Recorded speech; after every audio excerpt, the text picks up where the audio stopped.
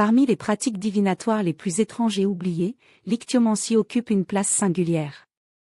Héritée des traditions antiques, cette méthode consistait à interpréter l'avenir en examinant les entrailles des poissons, leur couleur, leur texture et la disposition de leurs organes internes. Origine et pratique. L'ichthyomancie était pratiquée par certaines civilisations antiques, notamment en Grèce et à Rome, où les haruspices analysaient déjà les entrailles d'animaux terrestres. Les marins et pêcheurs, dépendant des caprices de la mer, auraient développé cette variante aquatique de la divination pour prédire les tempêtes, les périodes de disette ou encore le succès de leurs expéditions. Le rituel commençait par la capture d'un poisson, souvent une espèce considérée comme sacrée ou porteuse de signes. Après l'avoir ouvert, l'officiant observait attentivement la forme du foie, la position des entrailles et les éventuelles anomalies.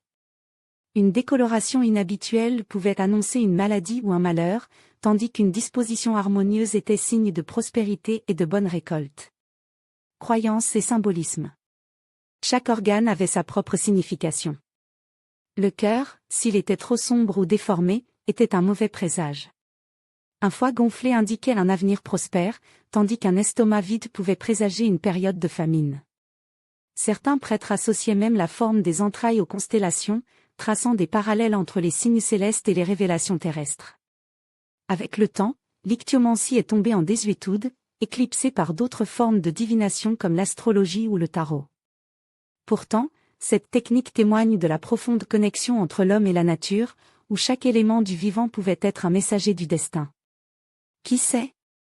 Peut-être qu'un jour, un esprit curieux tentera de raviver cet art mystérieux des profondeurs.